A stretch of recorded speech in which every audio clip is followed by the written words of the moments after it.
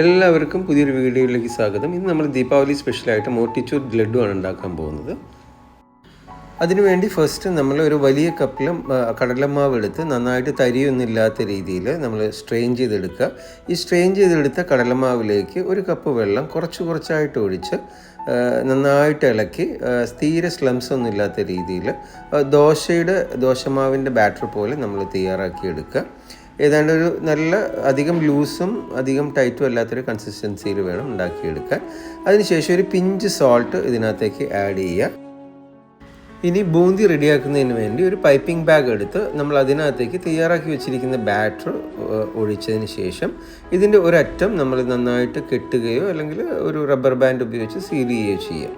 അതിനുശേഷം ഇതിൻ്റെ എൻഡ് ഒരു സിസേഴ്സ് ഉപയോഗിച്ചിട്ട് വളരെ ചെറിയൊരു ഹോള് കട്ട് ചെയ്യുക. ഹോള് വലുതാവാൻ പാടില്ല. ഇത് ഹോള് വലുതായി കഴിഞ്ഞാൽ വലിയ ബൂന്തിയായിരിക്കും ഉണ്ടാവുക.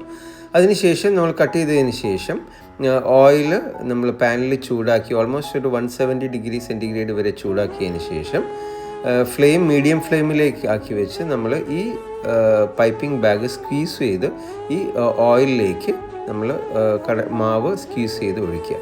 അപ്പോൾ നിങ്ങൾക്ക് കാണാം ഇതിനകത്ത് ബൂന്തി റെഡിയായിട്ട് ഫ്രൈ ആയിട്ട് വരുന്നത് കാണാം. കുറച്ച് സെക്കൻഡ്സ് ഇത് ഫ്രൈ ചെയ്തതിന് ശേഷം ഇതിനെ നമ്മൾ ഒരു ടിഷ്യൂ പേപ്പർ കൊണ്ട് പൊതിഞ്ഞ ബൗളിലേക്ക് മാറ്റി സ്ട്രെയിൻ ചെയ്യാൻ വേണ്ടിയിട്ട് വെക്കുക. ഇനി ഇതിലേക്ക് നമ്മൾ കളർ ആഡ് ചെയ്യുന്നതിനായിട്ട് കളർ മിശ്രിതം ഉണ്ടാക്കുക. അതിനായിട്ട് ഏതെങ്കിലും ഓർഗാനിക് ഫുഡ് കളർ അല്ലെങ്കിൽ മഞ്ഞൾപ്പൊടി ഒരു 1/4 കപ്പ് വെള്ളത്തിൽ മിക്സ് ചെയ്തതിന് ശേഷം അതിൻ്റെ ഒരു മിശ്രിതം റെഡിയാക്കി വെക്കാവുന്നതാണ്.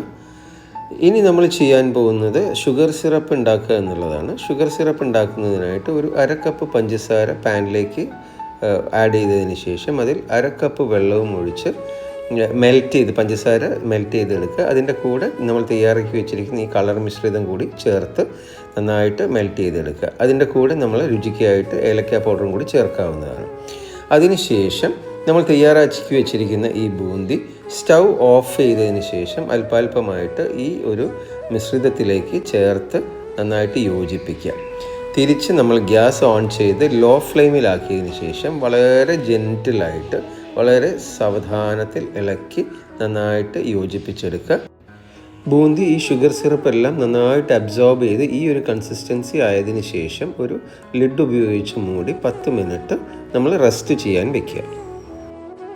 10 മിനിറ്റിന് ശേഷം നമ്മൾ ഇതിനകത്തേക്ക് 2 ടീസ്പൂൺ നെയ്യും അതുപോലെ മെലൺ സീഡ്സും ആഡ് ചെയ്തതിന് ശേഷം നന്നായിട്ട് മിക്സ് ചെയ്ത് യോജിപ്പിച്ചെടുക്കുക.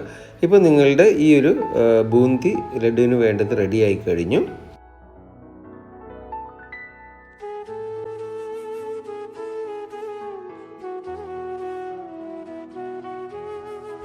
ഇനി ഈ ബൂന്തിയെ കുറച്ചായിട്ട് കൈകളിലെടുത്തതിന് ശേഷം ആദ്യം കുറച്ച് ഹാർഡായിട്ട് പ്രസ് ചെയ്തിട്ട് ഉരുട്ടിയതിന് ശേഷം പിന്നീട് ഒരു ബോൾ രൂപത്തിൽ നമുക്ക് ആവശ്യമുള്ള സൈസിൽ നമ്മൾ ഉരുട്ടി ഷേപ്പാക്കി എടുക്കുക. ഇപ്പോൾ നമ്മുടെ മോത്തിച്ചൂർ ലഡു നമ്മൾ റെഡിയായി കഴിഞ്ഞു. ഇതിൻ്റെ മുകളിൽ നമുക്ക് പിസ്ത കൊണ്ടോ മറ്റ് ഡ്രൈ ഫ്രൂട്ട്സ് കൊണ്ടോ നമുക്ക് ഗാർണിഷും ചെയ്യാവുന്നതാണ്. ഇനി മറ്റൊരു റെസിപ്പിയായിട്ട് തിരിച്ചു വരുന്നവരെ എല്ലാവർക്കും ബൈ ആൻഡ് ഹാപ്പി ദിവാലി.